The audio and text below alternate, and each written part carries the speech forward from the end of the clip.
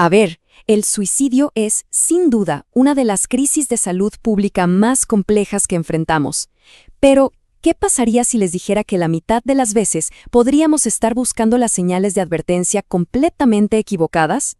Bueno, un estudio bastante innovador sugiere que la respuesta, o al menos una gran parte de ella, podría estar oculta en nuestro propio ADN. 50%, o sea, la mitad. Es una cifra brutal, ¿no? Esa es la proporción de muertes por suicidio que ocurren sin ninguna señal de advertencia que conozcamos. Nada. Ni intentos previos ni ideación suicida documentada.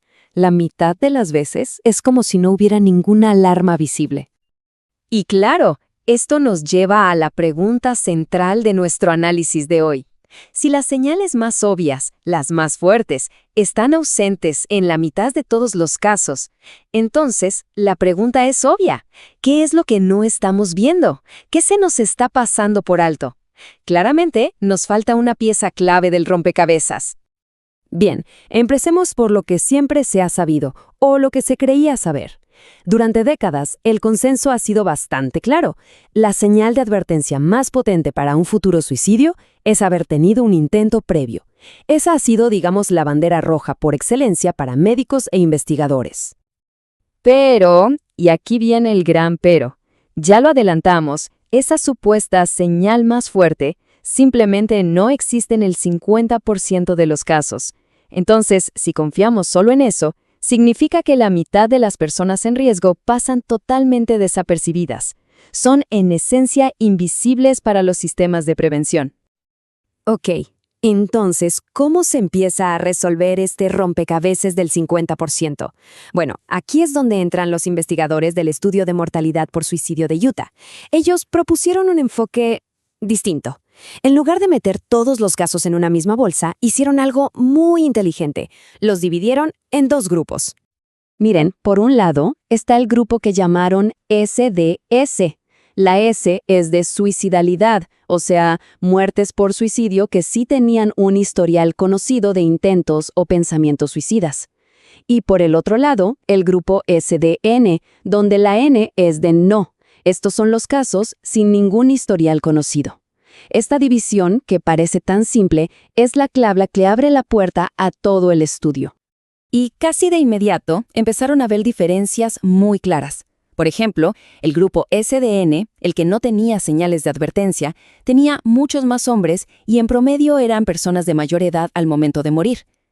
Pero lo más curioso es que al ver factores como la educación o el empleo, no había grandes diferencias. Esto ya apuntaba a que la raíz del problema estaba en otro lado. Esto nos lleva a la pregunta del millón. ¿Estas diferencias son solo superficiales, demográficas, o estamos hablando de algo mucho más profundo? Algo que está literalmente codificado en nuestra biología, en nuestro ADN. Y eso es exactamente lo que el estudio se propuso descubrir. Y es aquí donde la cosa se pone fascinante. La investigación se metió de lleno en el ADN. Los científicos empezaron a buscar pistas genéticas que pudieran explicar por qué estos dos grupos, aunque llegaban al mismo trágico final, parecían estar siguiendo caminos completamente diferentes para llegar ahí.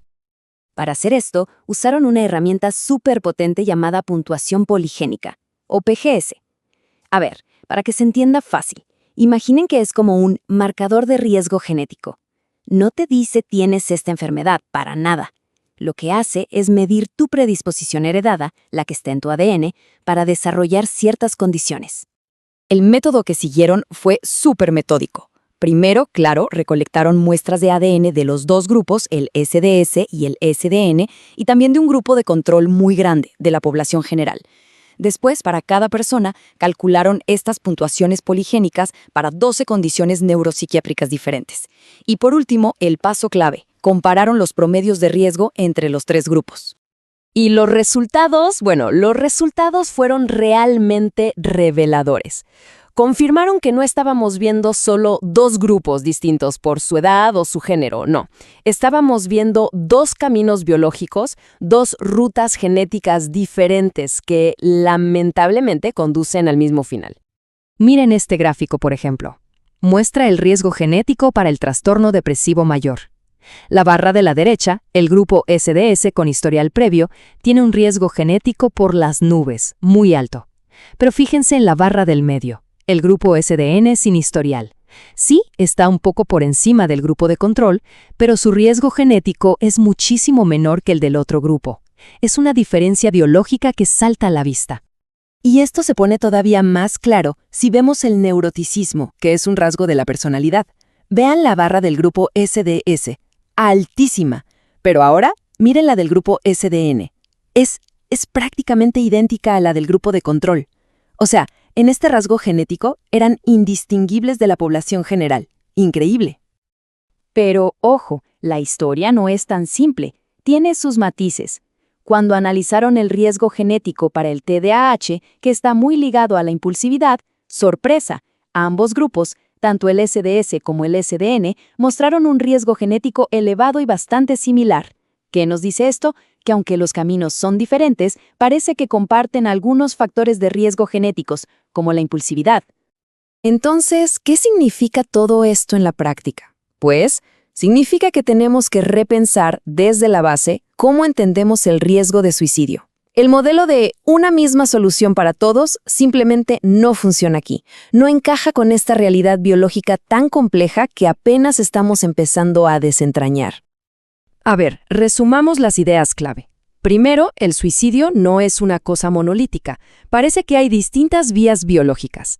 Segundo, este grupo SDN, que es la mitad de los casos, tiene una carga genética mucho menor para muchos de los trastornos que siempre asociamos al suicidio. Y esto nos lleva al tercer punto, y el más importante.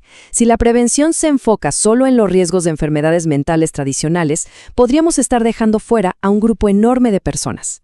Eso sí, hay riesgos compartidos, como los ligados a la impulsividad, que son importantes en ambos grupos. De hecho, los propios autores lo dicen mejor que nadie en su publicación. La cita, en esencia, nos dice que hay que dejar atrás la idea de que los rasgos neuropsiquiátricos son el único y gran centro del riesgo de suicidio. Lo que sugiere es que hay algo más, algo diferente en juego, sobre todo para ese 50% de casos que no dan señales de advertencia. Y esto nos deja con una pregunta final, que es quizá la más importante de todas. Si los riesgos biológicos son distintos, ¿no deberían serlo también nuestras estrategias de prevención? Este estudio, claro, no tiene todas las respuestas, pero abre una puerta importantísima. Nos obliga como sociedad a hacer preguntas mucho más afinadas y a buscar nuevas formas de abordar esta crisis. Es un primer paso para, ojalá, ser mucho más efectivos.